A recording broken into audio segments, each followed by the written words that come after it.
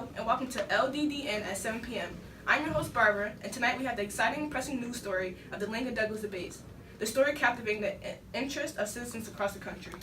These debates took place across 7 different locations in Illinois as Lincoln and Douglas fight for their Senate seat, eventually hoping to gain enough popularity for the election. The Lincoln-Douglas debates are a series of debates between Abraham Lincoln and Stephen Douglas as they compete for the Illinois Senate seat. It started in August 21st, 1858 in Ottawa, Illinois, and continues throughout 6 other cities: Freeport, Jonesboro, Charleston, Galesburg, and Alton until October 15th. This was ultimately a battle of ideas as the competitors discussed the topic of free versus slave states. Douglas argued the concept of popular sovereignty. Lincoln contrasted this with a simple strategy and a strong message of abolition.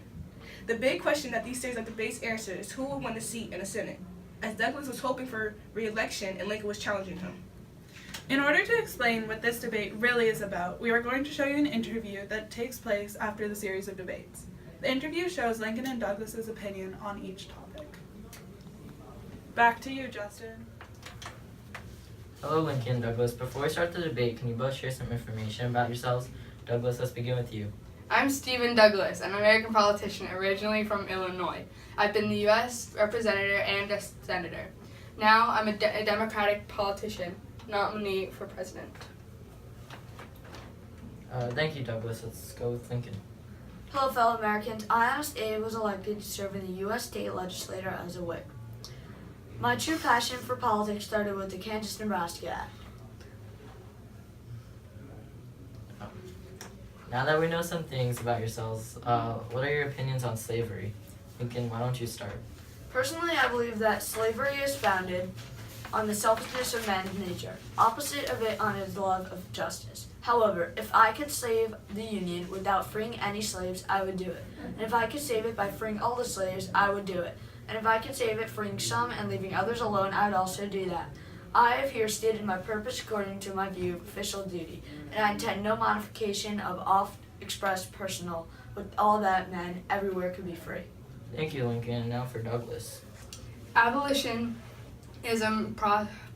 proposes to destroy the rights and extinguish the principle of self-government, for which our forefathers waged a 7 years war, and upon which our whole system of free government is founded. Okay, thank you for your thoughts on slavery. Let's move to the recap of the debate so we understand your views better. Let's begin with the first debate that took place in Ottawa on August 21st in 1858. I began the first debate by saying that Lincoln was and is trying to abolish the Democratic and Whig parties. I ignored questions directed towards me and instead defended myself and my beliefs. He also accused me of trying to nationalize slavery. So I responded by calling Lincoln a radical abolitionist, which I stand by today. Okay, settle down.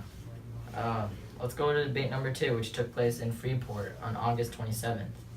At Freeport, I challenged Douglas to create an agreement between popular independent power of the country with the Dred Scott decision. In response, I replied that settlers could avoid around the decision by not beginning and building a local police rule, aka a slave code, by protecting a master's property. Without such protection, no one would bring slaves into a land owned or controlled by someone. This became known as the Freeport Doctrine. Great, thanks for your answers. Now let's go to debate number 3, which took place in Jonesboro on September 15th. Let's start with Douglas. I began by saying that Lincoln spoke about various things in different states that were not related at all. I definitely weakened his stance by saying this. I argued against Douglas's claim and began quoting and explaining his previous speeches. In his rebuttal, Douglas charged me with supporting racial equality, a radical idea at the time. This is very informative. Let's keep on going and go to debate number 4, which took place in September 18th. Lincoln, you're up first. So, I began this debate by responding to Douglas's claim that he stood for racial equality. I then charged Douglas with creating a constitution for Kansas without the people of Kansas voting on it. Not only that, but I highlighted the flaws with the Kansas-Nebraska Act. In my rebuttal, I denied any conspiracy work, further attacked Lincoln's position on equality. This is truly amazing to listen to. You guys are both amazing politicians. Let's have Douglas start with telling us about debate number 5, which took place October 7th and in Galesburg.